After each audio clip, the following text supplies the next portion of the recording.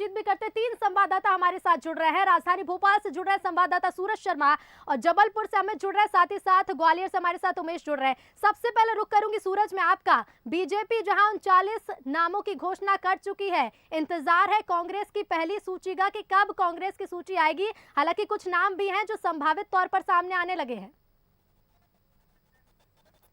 चलिए हम कोशिश करेंगे जी, चलिए हम कोशिश करेंगे सूरज आपके पास फिर लौटूंगी, लेकिन इसके पहले मैं जबलपुर का रुख करूंगी। अमित हमारे साथ बने हुए हैं। अमित, लगातार इंतजार किया जा रहा है कांग्रेस की सूची का, महाकौशल से कुछ संभावित नाम भी सामने आने लगे हैं। बेशक ऋतु, आपको बताना चाहूँगा कि कांग्रेस की सूची के पहले हम अपने दर्शकों को एक बड़ा अपडेट देते हैं कि जबलपुर पश्चिम विधानसभा, यानी कि पश्चिम विधानसभा एक हाई प्रोफाइल विधानसभा देखी जाती है। यहाँ वर्तमान विधायक पूर्व वित्त मंत्री भी रहे हैं कमलनाथ सरकार में, तरुण भनोट यहाँ से आते ही वर्तमान विधायक भी है। बीजेपी यहाँ एक बड़ा चेहरा, यानी कि महाकौशल का एक बड़ा चेहरा जो है तरुण भनोट के अगेंस्ट में उतार सकती है। बहुत जल्दी इस नाम की घोषणा हो जाएगी। काफ़ी दिनों से कयास भी लगा जा रहे थे इस नाम को लेकर के, जो अंदर खाने से जानकारी मिली है कि अब बीजेपी एक बड़ा चेहरा जो है इधर महाकौशल का बड़ा चेहरा राजनीति का, उसको यहां से उतार सकती है। अब कांग्रेस की सीटों पे बात कर लेते हैं तो हमने 5 जिलों की जो कांग्रेस की दावेदार हैं उनके नाम यहां पे बताए। संभवतः इन नामों को भी जल्दी ही घोषित कर दिया जाएगा। हम बात कर रहे हैं नरसिंहपुर कटनी विधानसभा, डिंडोरी विधानसभा। हम कटनी की बात करते हैं तो मुड़वारा कटनी से देवांशु मिश्रा का लगभग नाम तय है। बहोरी बंद से सौरभ सिंह जो पिछले बार भी विधायक रह चुके हैं लेकिन पिछले बार हार गए थे। नीरज सिंह, ये विजय राघव गढ़ से इनका नाम काफ़ी ऊपर है। बड़वारा से विजय रघुवेंद्र सिंह और अजय गोटिया, ये 2 नाम आगे चल रहे हैं। डिंडोरी से बात करें तो डिंडोरी मुख्य से ओमकार मरकाम जो पूर्व मंत्री भी रह चुके हैं, वर्तमान विधायक भी यहाँ पर है। शहपुरा डिंडोरी की बात करते हैं तो यहाँ भूपेंद्र मरावी का नाम यहाँ पे चल रहा है। मंडला से बात करते हैं तो मंडला से अशोक मस्कुले वर्तमान विधायक भी जो है यहाँ पे है। बिछिया से बात करते हैं नारायण सिंह पट्टा, ये इनका भी नाम जो है सामने यहाँ पे आया है। मंडला की बात कर लेते हैं, चैन सिंह जो मंडला निवास है, चैन सिंह का नाम है। बिल्कुल अमित, देखिए एक लिस्ट बहुत लंबी है जो संभावित लिस्ट है और कह सकते हैं कि यही वो नाम होंगे जो आने वाली लिस्ट में सामने आएंगे। लौटूंगी मैं आपके पास, लेकिन ग्वालियर चंबल के नाम भी सामने आ रहे हैं। रुक करते हैं, ग्वालियर का संवाददाता उमेश हमारे साथ बने हुए हैं। उमेश, नाम लगभग तय हो चुके हैं, सिर्फ इंतजार है तो घोषणा होने का। बिल्कुल, देखिए ऋतु, आपने सही कहा। जिस तरह से सिर्फ घोषणा होना अब बाकी है और जो आला कमान है वो इन नामों पर मोहर लगा देगा, उसके बाद निश्चित तौर पर ये जो प्रत्याशी हैं वो तैयारी में जुड़ जाएंगे और इनका नाम फाइनल लगभग माना जा रहा है। अगर बीजेपी की 39 नामों की बात की जाए, 39 नामों की पहली सूची जो बीजेपी ने फाइनल कर दी, उसके बाद अब कांग्रेस भी लगातार अपनी तैयारी कर रही है। भोपाल में स्क्रीनिंग कमेटी की बैठक चल रही है और 3 दिन से लगातार नामों पर मंथन हो रहा है। अगर ग्वालियर चंबल संभाग की बात की जाए तो ग्वालियर चंबल संभाग में, अगर ग्वालियर की बात की जाए, ग्वालियर जिले में 6 सीटें हैं अगर जिनके नाम लगभग पूरे तरह से फाइनल हो चुके हैं।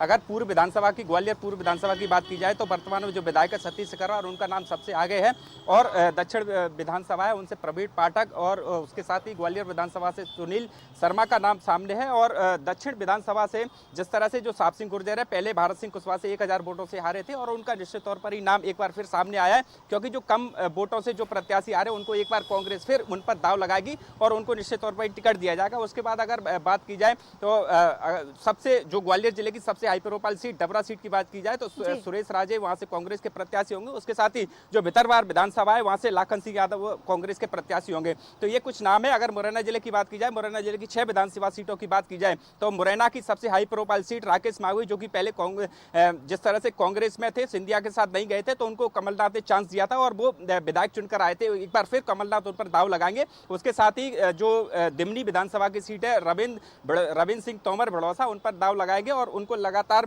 जो उनका नाम फाइनल है और चुनाव प्रचार वो लगातार जुटे हुए। अगर सबलगढ़ की बात की जाए, सबलगढ़ से बैजनाथ कुशवाहा को फिर एक बार मौका दिया जाएगा। कांग्रेस लगातार, क्योंकि जिस तरह से जो माहौल बना था, उपचुनाव हुआ था, उसमें जो सिंधिया समर्थक जो भी मंत्री थे वो सिंधिया के साथ चले गए, लेकिन बैजनाथ कुशवाहा को काफी प्रबोधन दिया गया था, लेकिन वो बीजेपी के साथ नहीं गए। तो यही वजह है कि एक बार फिर बैजनाथ कुशवाहा को कांग्रेस चांस देगी। अगर उसकी बात की जाए तो अगर सोपुर की बात की जाए तो सोपुर से विजयपुर से रामनिवास रावत का जो नाम है वो लगभग तय तय माना जा रहा है। उसके साथ ही जो विधायक है श्योपुर से बाबू जंडल, उनका नाम भी फाइनल माना जा रहा है। अगर लाहौर से बात की जाए तो गोविंद सिंह का नाम फाइनल माना जा रहा है और तमाम ऐसी 34 सीटें हैं जिन पर कांग्रेस ने पूरी तैयारी कर ली है। इनके नामों को सिर्फ मोहर लगना है आला कमान की और उसके बाद ये चुनाव प्रचार में उतर जाएंगे। मैं आपको बता दूं, जिस तरह से ग्वालियर को चंबल संभाग को सत्ता की चाबी कहा जाता है और 34 सीटें बिल्कुल जो सत्ता के लिए अहम मानी जाती है। अगर 2018 की बात की जाए तो जिस तरह से कांग्रेस ने यहां से 26 सीटें हासिल की थी और यही वजह है कि एक बार फिर चंबल पर कांग्रेस दांव खेलने जा रही है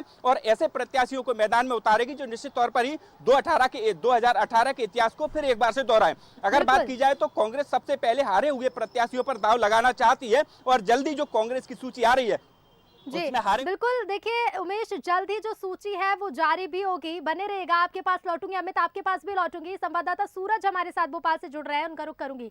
सूरज, जिस तरह से देखिए बीजेपी ने 39 प्रत्याशियों की लिस्ट जारी कर सभी को चौंका दिया था, जल्दी सूची जारी की, इसके बाद बयानबाजी भी लगातार तेज थी। कांग्रेस कह रही थी कि हम मंथन करेंगे, उसके बाद ये सूची जारी होगी। अब जिस तरह से सुगबुगाहट तेज है, नाम जो संभावित सामने आ रहे हैं, कह सकते हैं जल्द ही घोषणा भी होगी कांग्रेस की।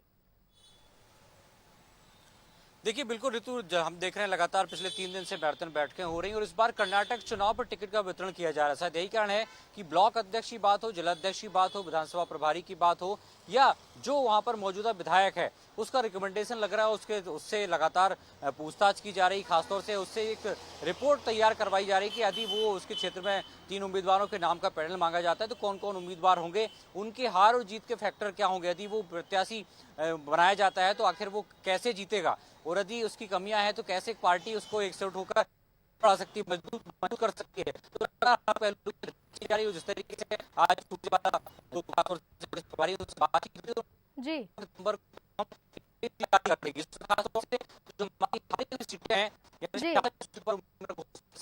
बिल्कुल सूरज, आपकी आवाज हम तक नहीं पहुंच पा रही, लेकिन कह सकते हैं कि जल्द ही सूची भी जारी होगी। संवाददाता अमित हमारे साथ जबलपुर से लगातार बने हुए, इसके साथ ही उमेश भी बने हुए। अमित, आपके पास में आ रही हूँ। कह सकते हैं कि जिस तरह से जो संभावित नाम सामने आ रहे हैं, देखिए लंबे समय तक मंथन किया गया, उसके बाद जो संभावित नाम सामने हैं, महामुकाबले के लिए महाकौशल तैयार है।